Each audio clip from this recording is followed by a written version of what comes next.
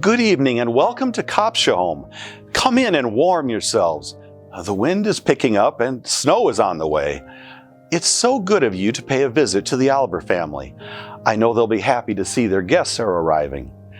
Imagine the very first Christmas holiday of the new century. What a fine way to bring a close to the year 1900 with a Yuletide dinner. In just a short time, the main hall will be abustle with the rest of the guests. It's going to be a grand evening. Mrs. Oliver is in the dining room, just taking one last look at the table. I will let her know of your arrival. I'm sure she'll be honored to greet you. As you pass through the library, please take a moment to pause and observe the new photographs of Mr. and Mrs. Oliver on the tables on either side of the sofa. Please do go on in.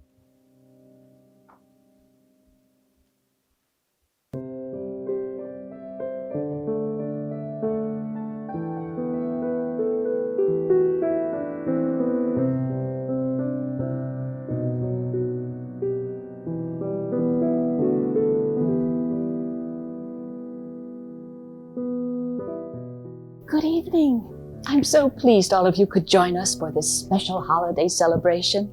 Oh, do come in. We will be dining precisely at 8 this evening. I remember some of you are very fond of Cook's special roast beef, and fruit compote will be our holiday treat. I must remember to tell Cook that Mrs. Wells takes no salt. Oh, as some of you know, my mother is very particular about her diet.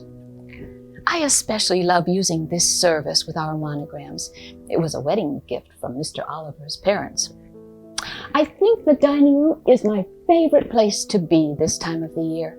Well, it's where family and close friends gather to reminisce about days gone by and to think about the days to come. You know our children, of course. James, our eldest, is about to go off to college. Oh, he's so independent and outgoing. I know he's ready for this phase of his life. Now, our elder daughter, Gertrude, she's as thoughtful and sensitive as she's always been. She's going to make a fine mother someday. Joseph Jr. is the image of his father. Quiet, a thinking man. He's going to run the business someday. But right now, he most enjoys riding his horses.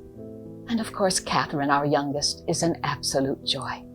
Oh yes, family is very important to Mr. Oliver and to me, as are dear friends like all of you. Well, now if you will be so kind as to excuse me, I must go speak with Cook about this evening's dinner. I believe Mr. Oliver's mother is in the music room. I know she would be delighted to greet you before we all sit down to dine.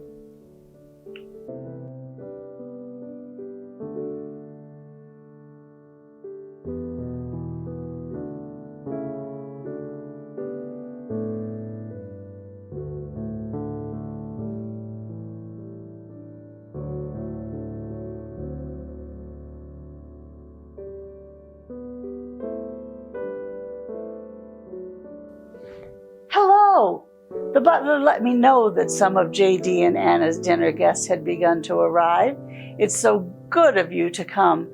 My husband James has not yet returned from Chicago, but he should be here shortly. How fortunate that we live just a few blocks away from our son J.D. and his family. I've been doing some reminiscing this afternoon. It's been nearly 50 years since James received his first patent on the chilled plow. Yet it seems like only yesterday. I wonder how we managed through those early years. I always believed in him and knew he was quite a special man. It will be another wonderful holiday, and Copshaholm is bustling with activity, as always. Anna's mother, Mrs. Wells, is visiting from New York. It's always lovely to see her. She was upstairs with Catherine just a while ago. Catherine is my namesake, you know.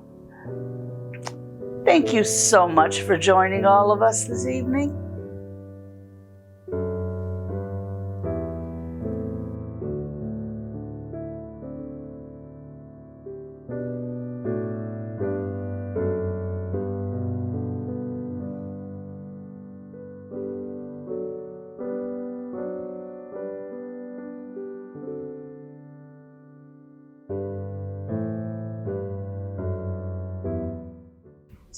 Is that you, Miriam? I hear that cook over at Studebaker outdid herself the other night with her shrimp bisque. But everyone knows that an invitation to the Oliver Christmas dinner is the one to receive. And I don't mind saying that my roast beef could outdo her shrimp bisque any day of the week. Oh, goodness, excuse me. I thought you were the maid.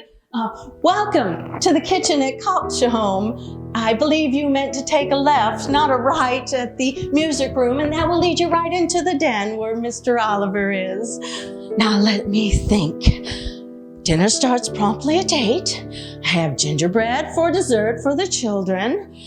Mrs. Oliver wanted the soup as the first course. The soup! I've forgotten the soup! Oh, there's so much to do.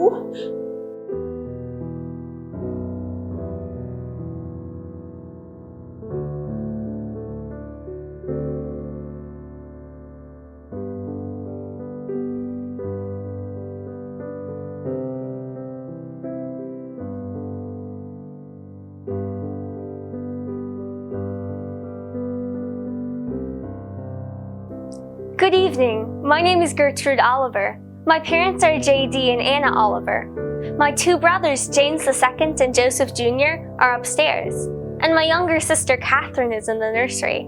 She's only 3 years old. I will not be at dinner tonight, but I do get to greet you and the other guests here in the morning room.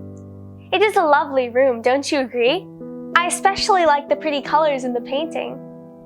Thank you very much for being with us tonight. Do have a lovely time.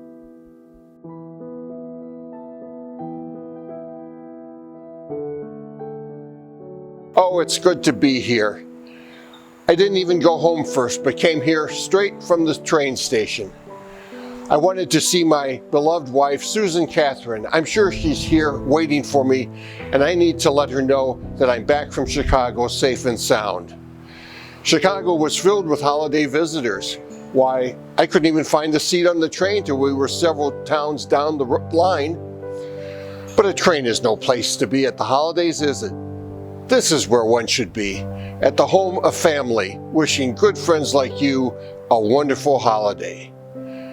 So please allow me to do just that. Have a very Merry Christmas and a prosperous New Year. 1901. Are we ready for that? Well, Happy Christmas and a very Merry New Year.